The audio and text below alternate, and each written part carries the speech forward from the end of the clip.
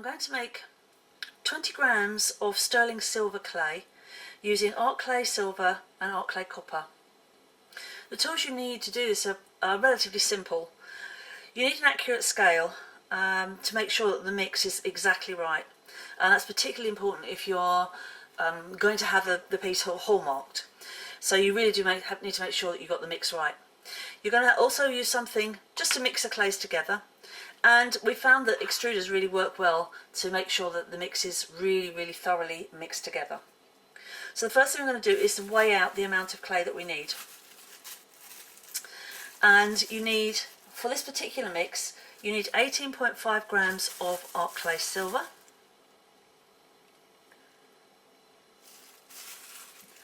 and if you want to really be sure for hallmarking purposes, you can make the mixture slightly sweeter, so add slightly more than 18.5 grams of the silver, just so that you really make sure that you've got a sterling mix.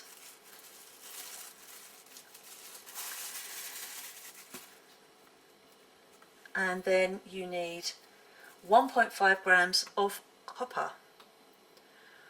So this is 1.5 grams of art clay copper.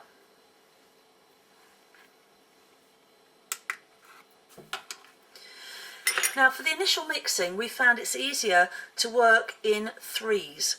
So to roll these out, and you can use a snake roller or a CD case or whatever you like. If you roll these into thin snakes and then divide these into three and work with the smaller quantities, you make sure that you really get a good mix.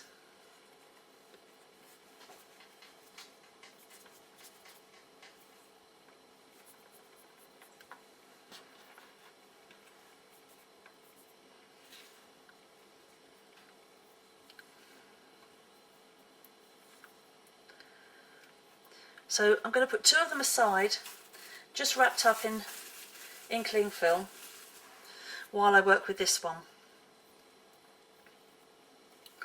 And I'm mixing this really well together,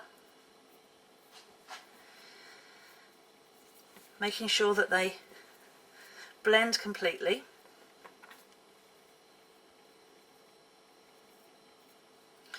Because with this particular mix you're using the art clay copper, which has a very rich colour, it's much easier with this mix to see if it's completely blended. It's very obvious if you've got lumps of copper in the mix.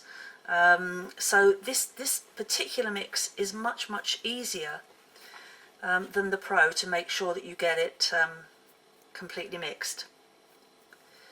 So I'm just going to squash this out a little bit and just have a look and see what we're looking at here. It looks fine. So I'm going to scrape all of these bits up. I'm going to put this piece aside into some cling wrap to keep it moist while I mix the other ones. And we really encourage you to experiment with these things. Some people might find that they prefer the Pro 3 mix, some people might find that they prefer the art clay silver and copper mix.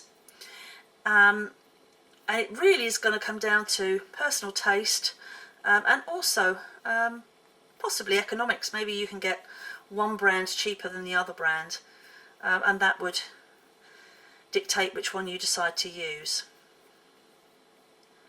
So again, this one's looking quite well blended, so I'm going to put that to one side and mix the last set of three. Now you can use a spatula like this to mix it, or just use your hands. Whatever works best for you is absolutely fine. At this stage, what you're looking to do is just to make sure that you can't see any visible lumps of copper in the silver. But when you put it through the extruder, you are really going to get the mix going well. Now I have all three pieces that I've mixed, and now I'm going to mix the three of them together.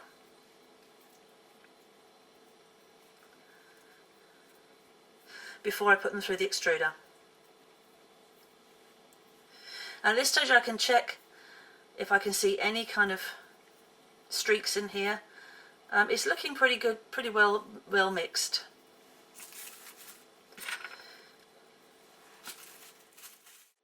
So let's talk a little bit about the extruder we're using. This is a very simple extruder, and we're using a head on this extruder that has lots and lots of fine holes in it, just so that we have the most mixing possible when we extrude the clay through here. And I've oiled it inside, and I've oiled the head, so it's all nice and well oiled. And now I'm just going to put the snake of clay down inside and extrude it out onto the worktop. Now it's this extrusion that really helps to mix the clay together. I'm going to put it in here while I just clean the extruder out.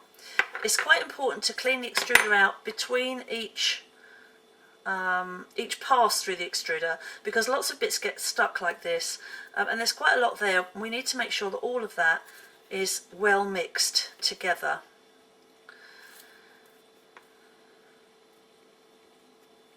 So I'm getting all of that out of the extruder, all into a nice lump together. And certainly if you use your extruder for other clay, if you use it for just plain metal clay, plain silver metal clay, you really do need to make sure that you clean all of this sterling clay out before you use it again. So I'm just going to mix all of these bits back into this extruded amount here. And then put the extruder together again and do the same thing again. Now we found that maybe 3 or 4 times through the extruder is enough just to mix it together, mix it all up enough to get a really, really good mix. And in some of the experiments we found that if the mix wasn't done correctly, that we got all kinds of odd effects. Sometimes it wouldn't sinter properly, sometimes we got bubbling, and we put this down to possibly the mixing not being sufficient. So it's really worth taking time at this stage to get a good mix before you start making something with your sterling clay. More time spent here really getting this mixing done well is going to save you time later on, and also make sure that you have the best chance of getting something that's really well sintered and what you want it to be.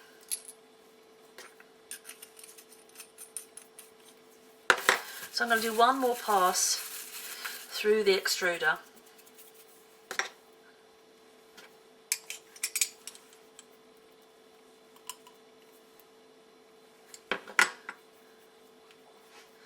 And that should be nicely mixed now.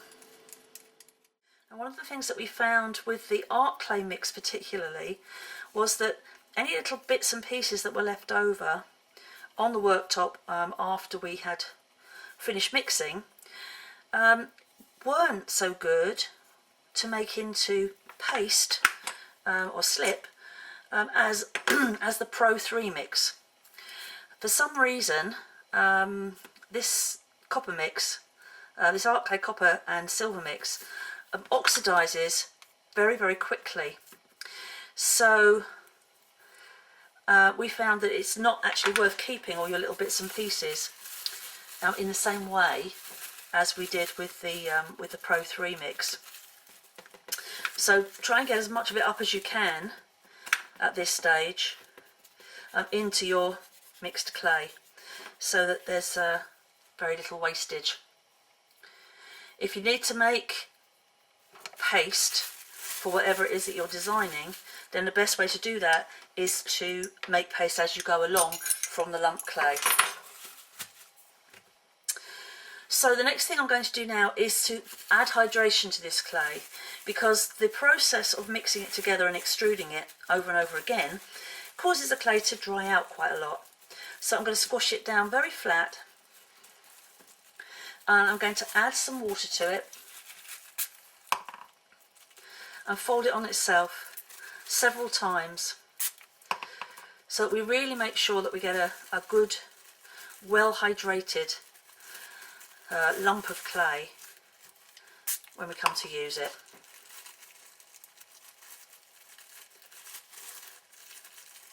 So I'm just pushing that clay through, that water through the clay.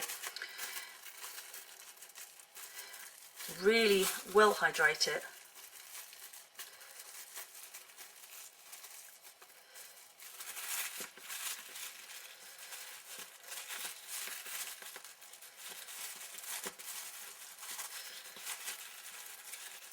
And then we're going to let this just sit and rest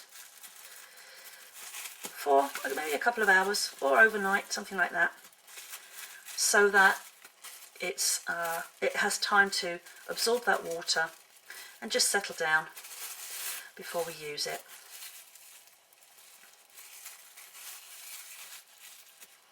And there you go.